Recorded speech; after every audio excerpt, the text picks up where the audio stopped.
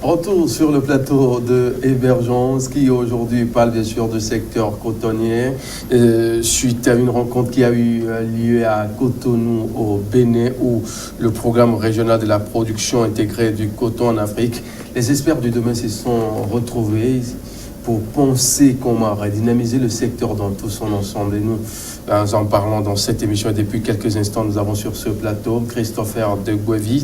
Il est ingénieur agroéconomiste, expert en ingénierie agronomique et en protection des végétaux, responsable technico-commercial des Entorsales, filiale du groupe Savannah France au Togo. Christopher, on va revenir un peu sur les différents axes, bien sûr, de ce que vous nous expliquez il y a quelques instants. Et sur le même plateau, Etri Anani, lui, c'est un journaliste spécialiste de la question agricole. Etri qui nous expliquait un peu ce qui se fait sur le terrain parce qu'ils sont beaucoup plus dans le journalisme d'investigation, constater de visu ce qui se fait sur le terrain en matière agricole et relater ça et là pour informer les populations, les autorités également dans tout son ensemble. Christopher, on était en train de parler un peu de cette production du coton au Togo, au Bénin. On va s'intéresser maintenant un peu au Burkina, comment ça se fait à leur côté, comment l'organisation est faite et les rendements dans tout son ensemble, l'apport économique dans leur économie du pays, comment ça est un peu le Mali, puisque ce sont les pays aujourd'hui qui sont bien sûr devant la scène. On parle du Mali, du Burkina, du Bénin, de la Côte d'Ivoire, les 4 pays qui vraiment font parler d'eux en matière de la production cotonnière. Merci pour la pertinente question. Il faut d'emblée noter que le Burkina était jadis le meilleur pays producteur du coton. C'est le Burkina qui drainait le wagon de la culture du coton au niveau de la sous-région ouest africaine. Mais depuis certaines années, ils ont introduit une nouvelle variété qui est une variété OGM, génétiquement modifiée. Oui. Et malheureusement, les rendements n'étaient pas au rendez-vous, ce qui a entraîné une démotivation généralisée, d'où un désintérêt pour la culture du cotonnier, ce qui a relégué à un rang le Burkina en termes de production, en termes de superficie emblavée. Mais depuis 2 ans, il y a un programme de reconversion de la production génétiquement modifiée vers le coton conventionnel.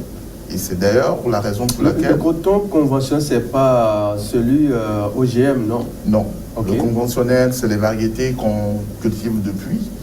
Au Togo, c'est la Stam 129, et puis c'est la variété Stam qu'on a au Togo. Dans d'autres pays comme le Mali, ils ont jusqu'à 5-6 variétés. En fonction des zones, ils essaient de placer, de positionner les différentes variétés. Donc la variété OGM, ou le coton génétiquement modifié, le coton BT, a été introduit au Burkina. Les autres pays n'ont pas pris la même vitesse ou n'ont pas accepté introduire.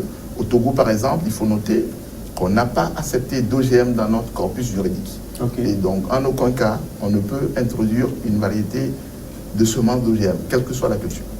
Officiellement, ce n'est pas autorisé. Par contre, le Burkina avait introduit cette variété avec l'intention d'obtenir des rendements meilleurs. Et cela a joué à leur défaveur. Cela a joué à leur défaveur. Non seulement les rendements n'étaient pas bien, mais aussi la qualité de la fibre du coton obtenue n'était pas en leur faveur. Okay.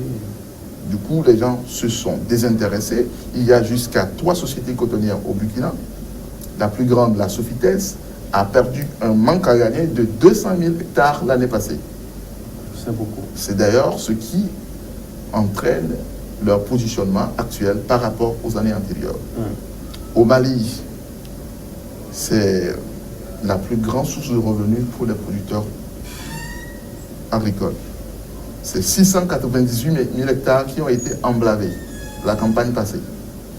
Le Mali a un rendement moyen de 937 kg à l'hectare.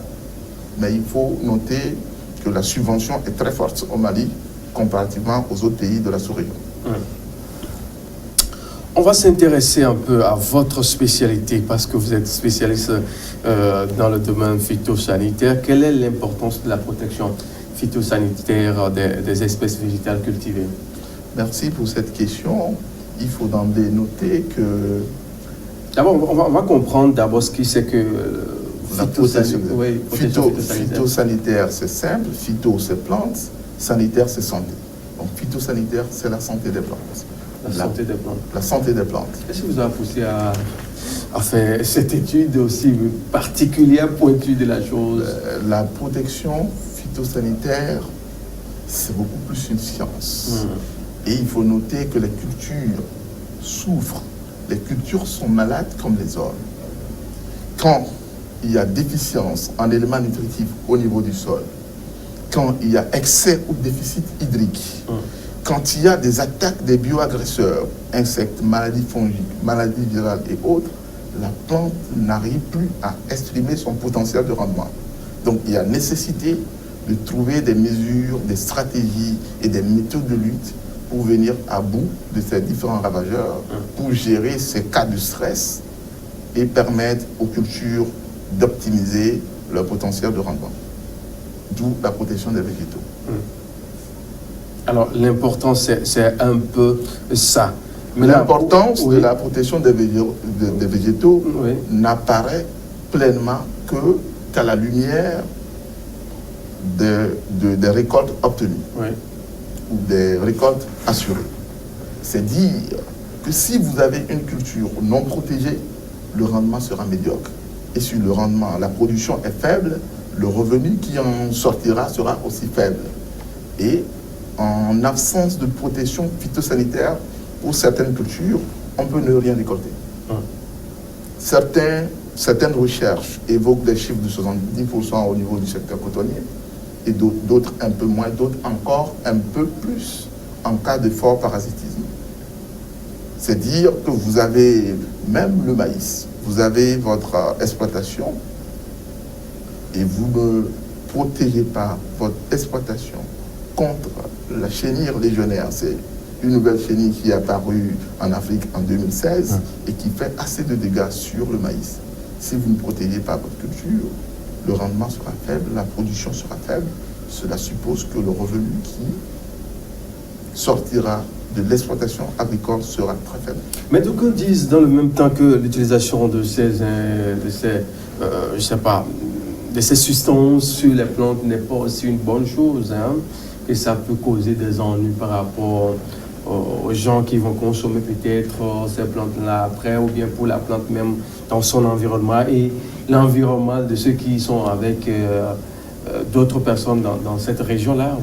C'est une question à laquelle nous faisons face presque tous les jours, mais il faut noter que la protection phytosanitaire n'est pas l'effet du hasard ni d'une convention sociale. Elle a des bases précises et profondes. Je l'ai dit, en absence de protection phytosanitaire, on peut ne rien récolter. Faut-il laisser les cultures être ravagées par les bestioles ou les protéger? La protection phytosanitaire ne se limite pas à l'usage des produits chimiques. Il y a un ensemble de choses. C'est tout un paquet technique. On peut utiliser aussi bien les produits chimiques que les produits biologiques. On peut utiliser des pratiques ou adopter des pratiques culturelles. C'est toute une batterie de méthodes qui permettent aux producteurs de gérer les ravageurs. Question par rapport à la santé, il faut noter que si vous appliquez votre produit chimique sans prendre des dispositions préalables, il y a risque d'intoxication. C'est pourquoi nous recommandons toujours aux utilisateurs de suivre les conditions d'application des produits phyto. Qu'est-ce qu'il faut faire de façon pratique, de façon technique? Avant l'application, il faut porter ce que nous appelons les EPI, les équipements de protection individuelle. Il faut appliquer au bon moment. Il faut acheter les produits qui ont fait objet de tests dans les différents pays d'utilisation. Là, on s'assure que le produit est passé dans les mains de la recherche et que le comité des agréments professionnels, des autorisations et des licences au niveau du Togo, c'est le CAPAD. On a le CSPI au niveau du Sahel, le comité sahélien des pesticides, et plusieurs structures qui interviennent en fonction du pays pour faire ce que nous appelons homologuer, pour homologuer les produits. Et quand un produit est homologué, on est sûr de son origine. On sait à peu près ce que ça contient. On peut maintenant conseiller l'utilisation. Maintenant, pendant l'utilisation, il faut veiller à ce que le produit ne se retourne pas contre l'utilisateur ou l'applicateur. Et après l'utilisation, il y a des principes qu'il faut observer. Il y a ce que nous appelons le délai de rentrée. Ça varie en fonction du produit phytosanitaire utilisé. Parfois c'est 8 heures, parfois c'est 24 heures, parfois c'est 48 heures. C'est le délai minimum qu'il faut observer sans protection phytosanitaire, sans équipement de protection avant d'intégrer une parcelle qui est traitée. Donc si vous ne savez pas ce que c'est que le délai de rentrée d'un produit. Est-ce que les gens maîtrisent tout cela? Oui, il y a certains qui le maîtrisent. Les cotonculteurs, par exemple, sont formés presque tous les ans sur ces enjeux. Et quand une parcelle cotonnière est traitée, par exemple, les gens mettent une banderole rouge. Cela suppose que ça vient d'être traité. Il faut observer un temps. Il ne faut pas traverser. Et pendant un bout de temps, on peut maintenant intégrer. Pour les cultures à consommation directe, légumes et autres, il y a un élément important. Il faut insister là-dessus. C'est le délai d'action avant récolte. Quand un produit phytosanitaire est utilisé, on doit observer un minimum de temps avant de récolter le produit et avant de le mettre sur le marché.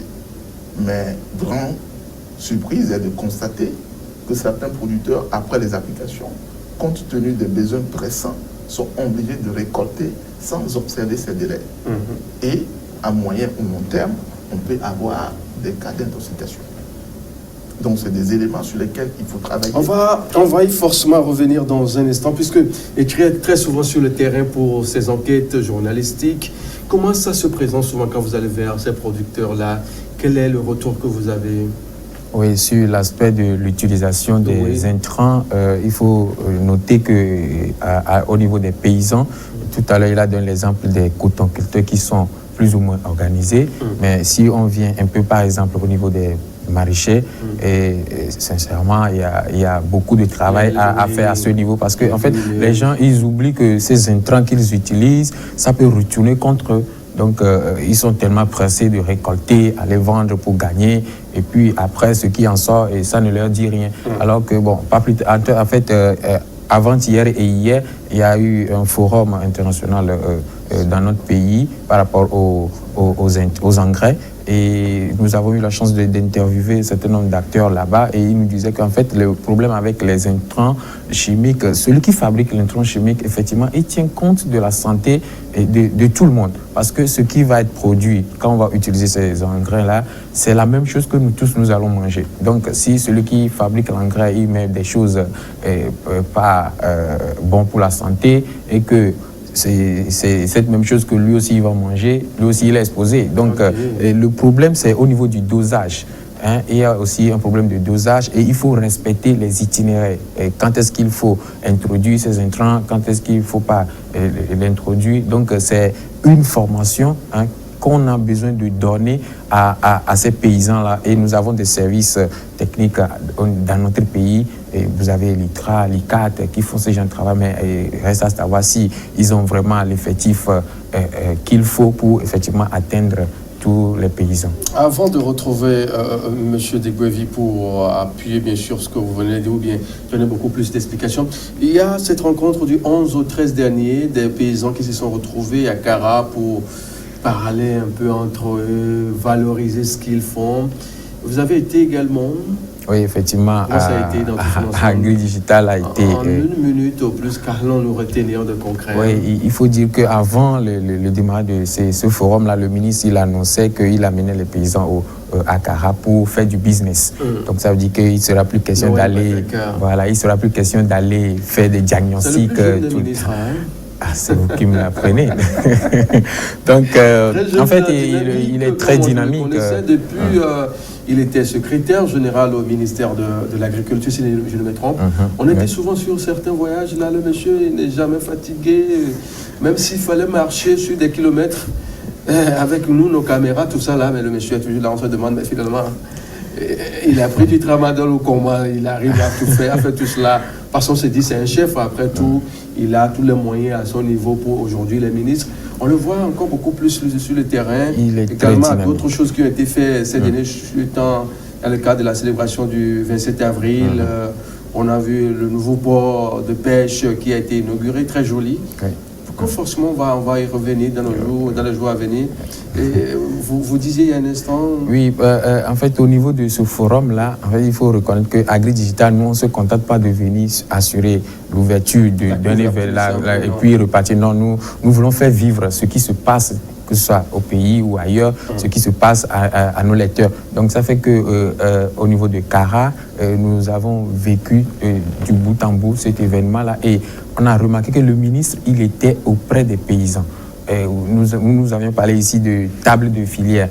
Et au niveau de cette table de filière, il fallait réfléchir chacun à son niveau, sur chaque maillon, ce dont on a besoin en termes de chiffres et de volume. Donc, quand il fallait faire cette discussion-là, le ministre était près des paysans et de tous ces acteurs. Il les orientait, il donnait des directives. Et il faut noter ce qu'on peut retenir au niveau de ce forum, qu'il y a eu plusieurs contrats qui ont été signés. Vous savez qu'au Togo, actuellement, le modèle, c'est le MIFA, donc où il faut préalablement signer des contrats, avoir le marché avant de se lancer dans la production. Et à Cara, au cours de ce forum-là, plusieurs contrats ont été signés.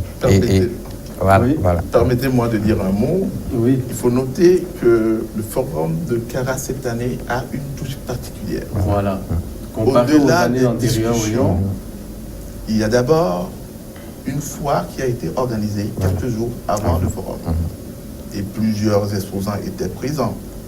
Au cours du forum, il y a eu, vous l'aviez dit, des tables cilières. Et des contrats ont été signés. Les chiffres officiels évoquent 6 milliards de contrats par la facilitation du mécanisme incitatif de financement agricole basé sur le partage des risques orienté business. Le MIFA, qui est le nouveau paradigme utilisé dans notre pays et que tout le monde connaît presque. Alors, on est pratiquement à la fin de l'émission. Christopher, je voudrais vous écouter en 30 secondes, votre mot de fin. Je me réjouis de la prestigieuse occasion que m'offre votre plateau pour décrypter avec mon cher Anani Etri les activités du programme régional de production intégrée du coton en Afrique. J'espère revenir dans les jours à venir pour aborder les sujets plus sensibles. On aura besoin de vous dans les jours qui viennent, forcément. Ça ce serait un plaisir. Etri, en 15 secondes au plus.